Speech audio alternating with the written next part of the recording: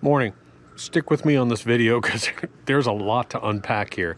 I've been shooting video for the past 6 days and I could make a 2-hour video which you won't want to watch, but let me just go over some of the stuff that I'm going to cover in this video and then some important stuff that I got coming up. First of all, very cold morning this morning. It was down to about 25, 26 degrees, somewhere in there. I just got done hunting. I had on everything, all my electric clothing, thank goodness. Perennial rye out here looks good, except for that. Smells like shit.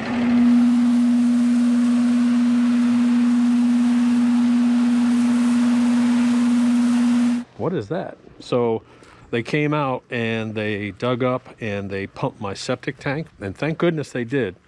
Folks, if you don't, septic tanks are designed in such a way, go over it more, but septic tanks are designed where they have a multi-stage system and they have a filter, a cleanable filter. You need to have them done every 3 years, 3 or 4 years max. And I know some people are going to say, I haven't had my septic tank pumped in 15 years. Great. More to you, dude. Until you have a septic system back up on a Friday night and you got poo water coming in your house, and I've had that happen at the old house, it's not good. Every 3 years, have your tank pumped. Call and make an appointment now. So anyways, the other thing that was interesting is when they open this up, so you have a solid tank, which is about 2/3 of your tank, and you have a lid here. Then you have an inspection thing where your filter is, and then you have a water tank that over here. So the water drains. Well, this water level was high, which means that I may have a drain field problem. And I'll tell you what it is. I think that drain field settled over time. It kept settling and settling. And I think a lot of that clay actually filled up that drain field. So I'm gonna have to do something about that. That's not good. So anyways, I'm really glad that I had them come out and do it. So yeah, take care of your septic system and it'll take care of you. What else? Okay, so when we redid this whole house project, we stripped this whole house down. The one thing we didn't do is we didn't take off all the sheetrock on the walls. I mean, that would have added probably another $10,000, $15,000. And because we were going to put shiplap on a lot of it, but man, there's just like no insulation in this house. I mean, the people who built this house originally put up a little bit of batting and that's it. There's no vapor barrier. So I just finished getting a quote. I'm going to have my house, this whole thing, injection foam insulated. I can't wait because it's not drafts. These are all new windows. So all the windows are brand new. The siding everything is brand new. But the problem is the walls are freezing cold. Like this morning, it's 26 degrees. You touch a wall and you're like, man, it feels like a refrigerator. So there's just no good insulation. There's no vapor barrier. So they're going to come do that. And that's like November 24th. They're going to do that. I'll put that on video. What else is going on? Real quick, man, it is cold out here. And I know it's colder where you are, but I grew up north. I was born in the South, grew up north, and then moved back down to the South. So I'm one of the few rednecks that actually knows how to work a snowblower and has actually worked a snowblower. So let's see here. Okay, all that solar system is in. You guys probably know if you follow my channel, I have a big 2-stack EcoFlow system over here, and it's wonderful. We actually went off grid for, I would say for 2 or 3 days, a couple times last month just to test it out. It was great. But you guys said, Doc, are you going to upgrade to the new EcoFlow X? And the answer is yes. Matter of fact, it should be arriving today, FedEx. I'm going to show you guys why I'm updating, mainly because of the solar power input and the ability to bring in a generator power without it having to be regulated. It has there's a conversion thing that converts it from AC to DC. So anyways, I'll go over all that with you. What else we got going on? Chicken with a broken leg. Did I talk about that yet? So I've got a chicken with a broken leg. I put her in the hospital kennel for a couple days. Normally when you run into something like this, I mean, I got close to 50 chickens up there. Normally you just put her out of her misery.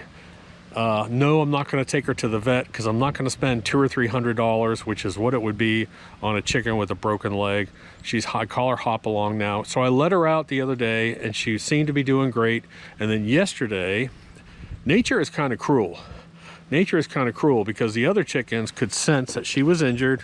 And I was up there doing something. I heard her screaming And the other birds, there's a couple of those birds up there that would jump on her, hold her down, and just peck her head violently. I had to kick one of the chickens off of her. I was like, dude. So last night I put her in her kennel again, and I really don't know what I'm gonna do. The poor thing, man, she's just getting just hammered up there. So I might take her and put her in with the new girls. But I do have kind of a pecking order going on up there, so they may attack her too. So I don't know what I'm gonna do. I'm just kind of at a loss right now because I really don't have a good place to put her, and she's just getting abused up there. And the funny thing is when I had her in the hospital crate, she still laid eggs. She was still laying 2 eggs even with the bad leg. It will not heal right. She'll probably have a limp, but I mean, I can't feel a break, so I don't know what's going on. So what else do I got? So yes, all right, so yesterday I did a video. I put up a pop-up blind just on a hunch. Behind my pond I have this big valley down there with big boulders. There used to be a river thousands of years ago that ran through here, and I just had a hunch, so I put up a pop-up blind. I didn't hunt it this morning, and I want to see guess what showed up this morning down there. Let me put up a picture for you. A real nice little 8-point. He's not huge or anything, but man, I was like, you got to be kidding me. I sat in that other stand back there and froze my butt off and just saw a couple of does, and of course the big 8 showed up at that stand. Gosh, I got so much going on. What is there? John and I are coming down here to move a tree stand, and my wife just stopped me, yelled at me, you need to go rescue this bird. It's stuck in a spider web. So she was walking the dogs on the pond, and I guess there's a little bird stuck in a spider web. 1, 2, 3. There it is. Yeah. Hold on. Hold on. Joro spider? Is that a piece of fishing on it?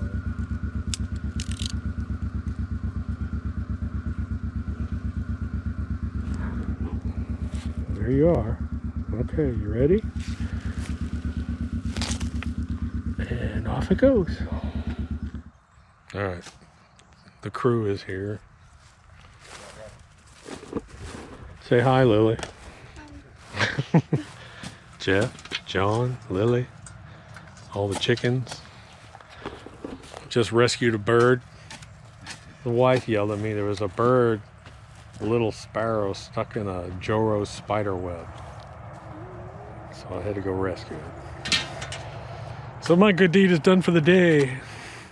So the plan is we're going to break all this down, getting rid of all these strings, all these ropes. We're going to leave these 2x4s in. We're going to take out those 2x4s. We're going to take out all these metal rods, which rust into the ground in Georgia, by the way. Because of the high iron content, we have to dig almost every one of them out. They will not come out by hand. If you try and get them out by hand, you're going to bend them. And then hopefully, there you go, you're good. Take it out. Need Lily to do it for you? Oh, that was painful, Doc. Anyways, and we're going to take all this. So what we're going to do is we're going to pull, they all start in cages.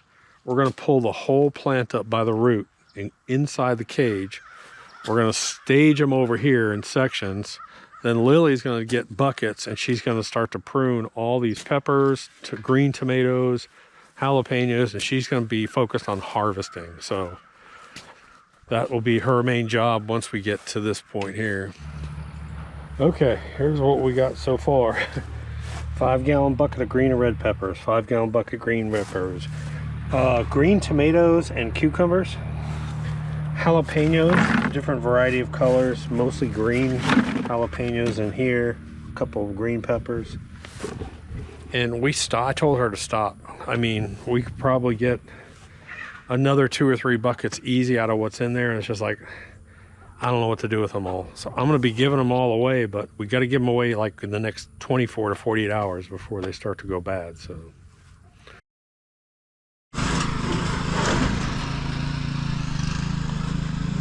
Lily's one of my favorite people. Do you know why you're one of my favorite people? Why?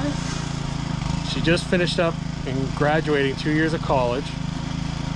She worked a night shift at FedEx. What did you work? 10 to 4:12. She got a few hours sleep, and now it's 11 o'clock and she's out here shoveling chicken shit. And in January she's going to Georgia Southern, and that's why she's working her ass off. How old are you? 18. She's the daughter of a friend of mine. She's really good at cleaning chicken shit. You should do this for a career. Don't go into forensics, go into chicken shit. Yeah, that's right.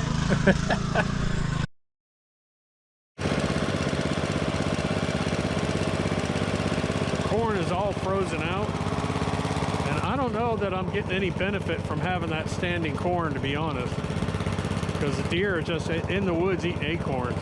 I could leave it through the winter, but I think I'd be better off to give them some fresh greens and some rye. So I'm gonna start to cut. I might cut every other row, to be honest. I think that's what I'm gonna do. I don't want to get too drastic, but I think I'm gonna cut every other row, see how that goes.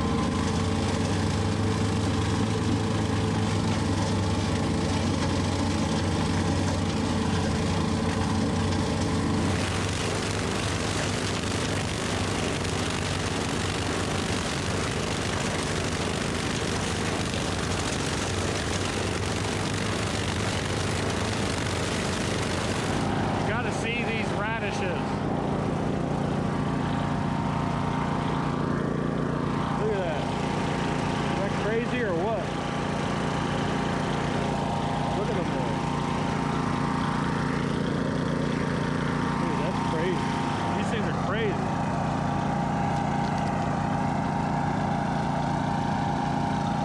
It's a radish. All right, so jump forward about 2 weeks after this garden. Finally, the hard frost is gone, and we have some actually fairly nice temperatures. We're lows in the, probably gonna be in the 40s, highs in the 70s. We're actually hot, we started sweating. John's cleaning off the rototiller. I'm gonna put Dirt Booster Plus on these rows. And now we never use fertilizers in our garden except for this time of year. And why is that? It's because I'm planting kale, which is a dark green leafy plant, and it loves nitrogen. But what happens when the temperatures get cold? All of your microbial activity drops down. All of your fungi drops down. It's still there, but it's just not really active. So to come in here and put compost in here, it just probably isn't worth it for us. So we'll put Dirt Booster Plus, and then I'll put DGL, dark green lawn. And DGL is basically a all fast release nitrogen. It'll get buried in here, so you won't have that. It's not gonna just go up into the atmosphere. This soil is super, super dry.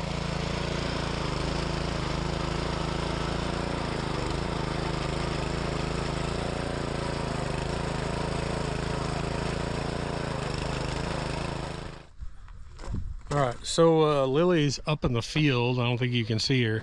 She's got one of those electric spreaders that I use for seed, and she's putting out winter cereal rye on those rows that I cut over there. These rows look absolutely gorgeous, absolutely gorgeous. So what I'm doing is, this is the Lacinato kale from Italy, and I bought a bulk bag of it, and then I vacuum sealed 2 bags, and we're gonna put all this out here. Now I also have some regular kale. I may put out some of that too, but this Lacinato is amazing. So I'm just sprinkling it, and then we're just doing a light drag with a rake, and that's it. You poor thing. Are you molting and ugly? You poor baby. I know. Everyone's chasing her. And then Hop Along with the broken leg is in there laying an egg. You're such a good girl, baby. Such a good girl. But I'm giving them some peace and quiet, leaving them in here while she's doing this. Otherwise, they just, chickens are cruel, man. Absolutely cruel. All right, so let's do a quick recap. The perennial rye, I've kind of given up on this, and let me tell you why. If you saw the red brick that's out front, we're actually going to come out here, and what we're going to do is we're going to extend this out and put a brick patio out here. So I need to bring in some sand and some pavers and that kind of stuff. And then I need to bring in some topsoil and fix this. So, I mean, the backyard's gonna look like crap for a while. I do have the new EcoFlow system. I'll be installing that next week. All my irrigation stuff has all been insulated. We're ready for that. Let's go up to the fields and let's take a look at the garden, because the garden looks really cool. Is there anything else down here? I don't know, let's go. There was a huge flock of Redwing Mockingbirds. There's another one right there. Look at them. Look at them all. Man, they're all in my cornfields out here. Let's see if I can get it to fly.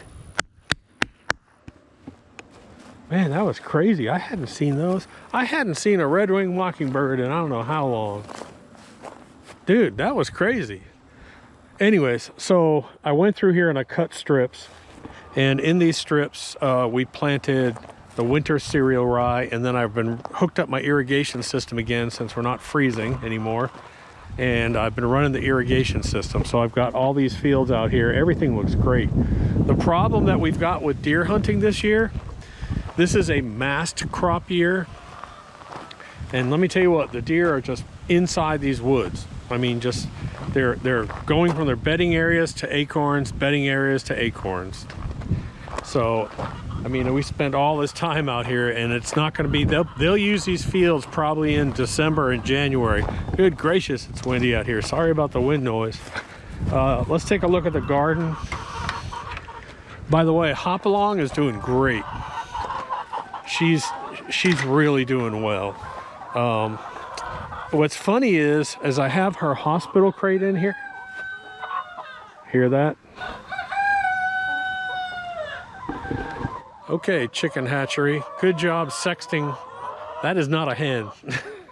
There's no way that's a hen. That's a damn rooster. I don't care what you say. He is beautiful. He's black with gold feathers. Maybe I'll show you real quick. So Hopalong's hospital crate is here. And what's funny,